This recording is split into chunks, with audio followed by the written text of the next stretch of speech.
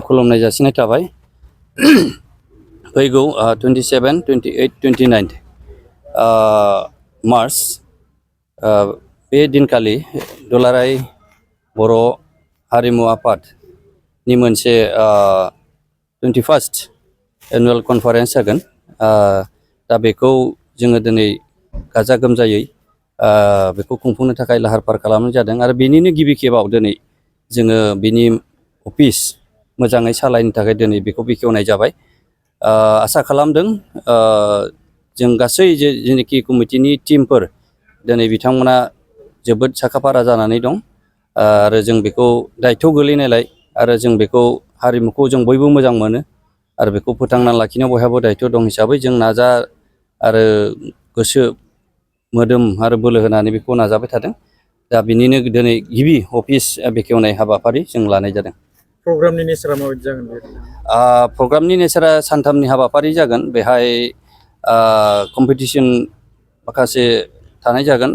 जोङो शेड्युल खालामजोब्बाय खिन्थु बेखौ जों सिगाङै बुंनो सानासै। बेहाय एक्जिबिसनबो लादेरनाय जोंनो जादों। आसा खालामदों गासैबो जोंनि बिटिआरनि ओनसोलनि बा बायरानि ओनसोलनि जेनाखि बर'फोर बेहाय फैगोन आरो बिराद गाजा गोमजायै बे प्रग्रामा जागोनखौ जोङो मिजिंथिदों। सेमिनारफोर थागोन नामा?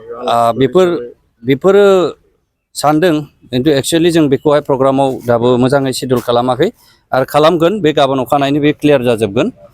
जेखि जाया मानो जों बयबो हारिमुखौ मोजां मोनो आरो बयबो बरायदों आरो जों स्पेसियेलि बे ओनसोलनि जानानै दिनैनि जेसेबां कमिटिनि दैदेनगिरिफोर दङ बा बिबानाव मोनदों बिथांमोना साबसिनै आरो गोसो गोथारै बरायदों आरो बेखौ एकदम गाजा गोमजायै जाफुंगोन। खुलुमनाय बावहरग्रोबाय बयनिसिमबो जे दिनै मिरु दुलाराय बर' हारिमु आफादनि 27थि बोसोरसालिया जथुम्माया जे चिरां जिल्लानि सिङाव थानाय नैबे सान्थिफुर गोजौ फरायसालिनि गेवलां गेलेग्रा फोथाराव 27, 28 आरो 29 मार्च खालि सानथामनि गाजा गोमजा हाबाफारिजों जानो थांगासिनो दङ।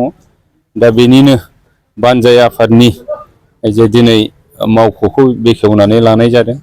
दा बे मावख' बेखेवनायाव गोबां जोंनि बानजाय आफादनि मावथि बिथांमोनहा नुजाफैनो हाबाय आरो आसा खालामदों जे बिथांमोननि जे गोसो गुदुंखौ नुनानै बे फैगौ बे बोसोरसालिया जथुम्माया माने गाजा गोमजायै खुंफुंजानो थांगासिनो दं। आं बेखौ आसा खालामदों। माखासे कमिटि दानानै लादों बिथांमोनखौ सोरखौ बेबायदि हाबाफारियाव दायथ' लानो? जोंहा बे गेदेरथार जोंनि बे सानथामनि हाबाफारि बेखौ जोंहा गाजा गोमजायै खुंफुंनो होननानै जोङो बे ओनसोलाव जों लाबोनाय जादों आरो बे ओनसोलनि रायजो राजा मेलेमजिबि बिथांमोनहा गनायनानै लादों।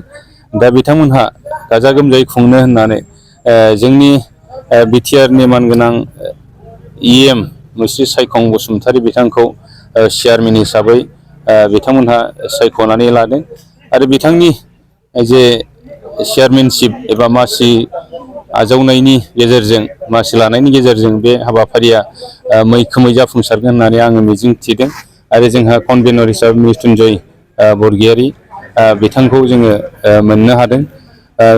आङो सानदों बिथांमोनहा आरसिनि बिथांमोनहा बयबो माने गोसो गुदुंजोब आरो जोंनि बे हाबाफारिखौ बिथांमोनहा गाजा गोमजायै खुंफुंनानै हरनो होननानै बिथांमोनहा थिरांथा लादों आरो जोङो दिनै बिथांमोननि खामानि मावनायखौ नुबाय थादों। बिथांमोनहा बयबो गाव गावनि दायथ'खौ लानानै गावबा गावनि बिबानखौ लानानै खामानि मावगासिनो दङ।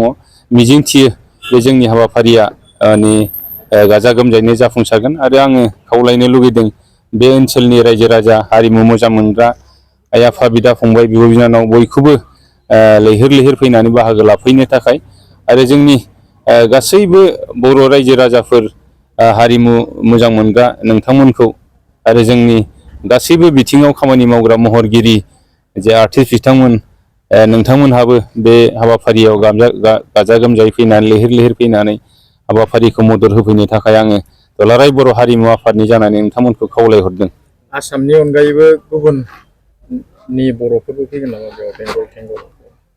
जोंहा दुलाराय बर' हारिमु आफाद हिसाबै बेंगलावबो आफाद दङ आरो जोङो नेपालावबो जोंहा आफाद दाथ'वाखैब्लाबो जोंहा बिथांमोनजों सोमोन्दोआ मोजां हिसाबै आरो बिथांमोनहा जोंनि कनफारेन्सफ्राव बाहागो लाफैयो हिसाबै नेपालनिफ्रायबो बाहागो लाफैगोन, बेंगलनिफ्रायबो बाहागो लाफैगोन डिमापुरनिफ्राय नागालेण्डनिफ्राय बाहागो लाफैगोन आरो गोबां जोंनि आसामनि सिङावनो थानाय फिसा फिसा ओनसोल जेरै नगाव मरिगाव बेफोरनि बर'फोरखौबो जों दिनै हारिमु आफाद दानानै जे हारिमु बिथिङाव खामानि मावनो थाखाय बिथांमोनखौबो जों फोजाखांदों आरो बिथांमोनहाबो बे हाबाफारियाव नुजाफैनानै बाहागो लाफैगोन।